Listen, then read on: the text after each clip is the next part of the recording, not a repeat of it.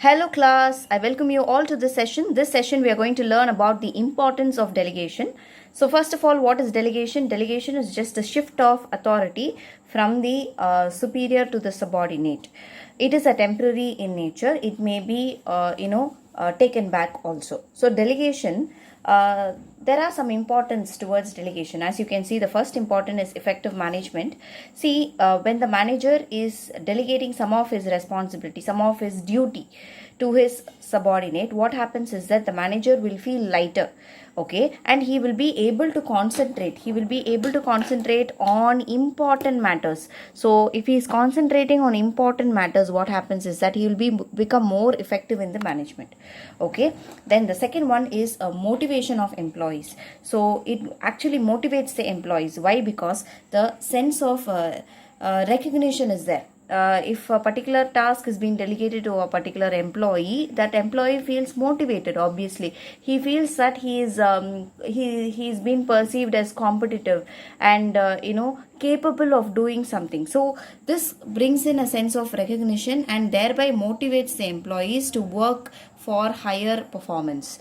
Okay, and the third importance is employee development. So when employees are being delegated with new tasks and new routines, what happens is that they have to evolve, they have to learn a lot of new skills. So they develop, by doing that they develop themselves and they are able to contribute more to the organization. So as you can see, they can perform more complex tasks and assume those responsibility which will improve their career prospects. Obviously, if they are learning new skills, so they will be indirectly learning the skills of the superior. So thereby the future managers are being developed. Okay, the fourth importance is it facilitation of growth. So when there is a delegation of authority, it helps in expansion of an organization by providing trained and experienced people. Eventually what happens is that the more you delegate, the more the subordinates will know, so they become experienced, so they facilitate the growth. So you should always have the organizations, the next person ready for the organization to take up the responsibilities. So this is very important. Then fifth one is better coordination. Why better coordination? What are the elements of delegation? You have the authority, responsibility and accountability. So it helps to define power, duty and answerability of various positions. So clarity in reporting relationship helps in developing, maintaining effective coordination. So when you delegate things, there is a clear clarity in who has to report to whom. Okay, and this reporting aspects will be clear. If this is clear, coordination will be better. Okay, so it helps to define the power and duties and answerability of various positions. Then the sixth importance is creation of management hierarchy. Now creation of management hierarchy, see, delegation is establishes the superior subordinate relationship. So the management hierarchy is very clear. So the superior can know who are the subordinates that he can allocate or delegate work, and the subordinate will know from whom the work will come to him or her. Okay, so it's from the superior. So who is the direct superior, the subordinate will be able to know, and who can take up the task, the responsibility of superior, he will also know. So this clarifies the management hierarchy. Then you have the concept of decentralization. So we have done with the delegation. Now we need to understand what is concept of decentralization. Now decentralization is multiplied time delegation. So I'll teach you why. Now listen to this. Delegation of authority throughout all levels of organization is called decentralization.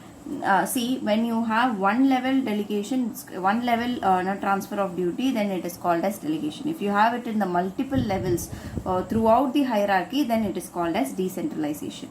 So decision making authority is shared with lower level of management. Now Henry Fayol, the person who gave the 14 principles of management, he has given this definition: everything which goes to increase the importance of subordinates role is decentralization, and everything that goes to reduce is called as centralization. So you should also know what is centralization here. So decentralization is those activity which increases the importance of the subordinates. Centralization is those activities which is actually making the superior more powerful, more important to the organization. Now there is a case study here. I want you to pay attention. So leave application are to be processed in an organization. So this is one thing where every organization will have leave application to be processed by certain superiors. Okay, so situation 1 is leave application is processed by the general manager. Now general manager feels overburdened, so what he does, he just delegates his authority to production manager. Okay, so this, if one level, it is at one level only. What does the general manager do? He just delegates it to the production manager. It is at one level. So this is called as delegation. Now look into the situation 2. After delegation, if production manager feels overburdened and requests the general manager to give him some relief. Say for example, this person has delegated his authority to production manager. Now production manager is also feeling overburdened. Now look into this diagram. General manager has delegated the work to production manager. Production manager is feeling overburdened. So he is asking the general manager, sir, I feel overburdened. I need some more people to help me out in this. So he says, the general manager says, you can actually delegate to your level managers. So production managers, level managers are sales manager, finance manager, human resource manager, operations manager. So this, from the one person, from one level, it moves on to the next level. And if the sales manager feels, he may allocate one more person in the organization, in his team, okay, in the sales team, to the senior most person to actually approve the leaves. Finance person can also delegate this particular task to one more person in his department. So human resource also, similarly for operation management, manager also does that. So it is in all levels, so it is called as a decentralization.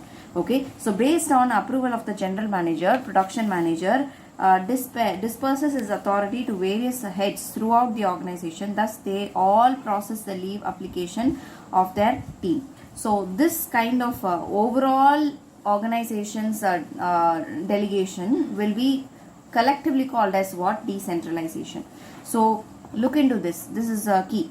When we delegate authority, we multiply it by 2. We multiply it by 2 because it is at two persons only are involved. Okay.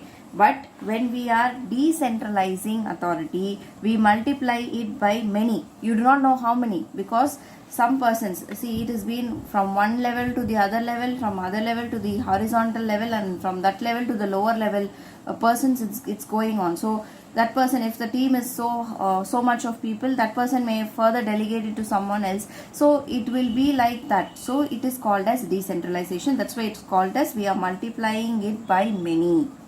Okay, I'm sure that you're able to understand. The next thing that you need to pay attention is the difference between the delegation and decentralization based on nature. See, delegation is a compulsory act. Every person cannot do every work. Sometimes it's not possible to do all the work by one person. So manager, obviously he has to delegate some of his responsibility to the lower level subordinate. So it is a compulsory act.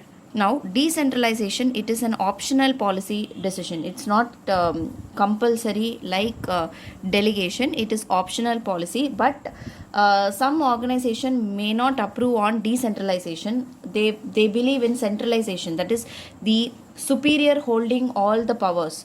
The subordinates may not be given that much of power. Excuse me. So the subordinates may not be given so much of power. So this situation is called as a decentralization. So it is an optional policy decision. The second one is significance. So significance is reduces burden of manager. See, this particular thing, delegation, it reduces the burden of manager. Decentralization increases the role of subordinate. Yes, obviously decentralization will increase the role of subordinate.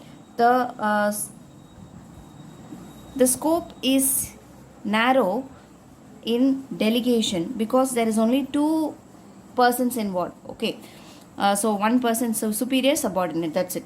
But under decentralization, it is wide.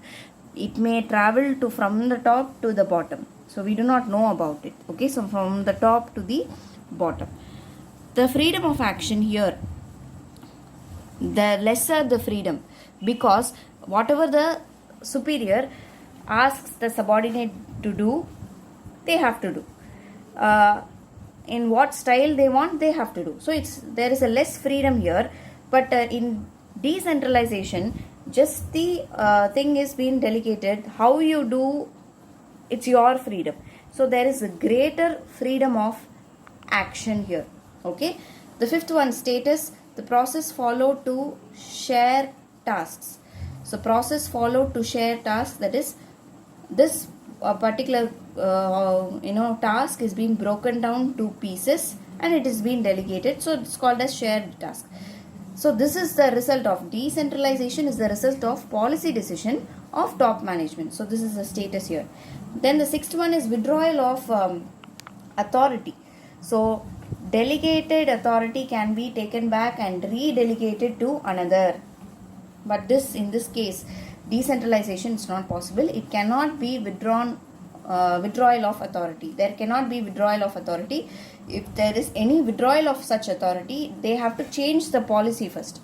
Okay, so policy has to be changed. Then only this authority can be withdrawn. But here, just a word, you don't do it. Maybe another person I will give. Just a word will do. But here, the policy should have changed. Okay, so withdrawal of authority is possible here, not possible here. Okay, so then the level of authority. Now, level of authority, see, it retained at the top level management. The level of authority is retained. It's not decentralized. It is retained there in the top management. Only thing is delegation of work is being done. But here authority is systematically divided at every level of management. So this authority is systematically divided. So it's planned. When we are forming the workload itself, they will plan how things has to work. So in a decentralized setup, this is possible, but delegation is a smaller setup. So these are all the difference between delegation and decentralization. I'll see you in the next video. Thank you, class.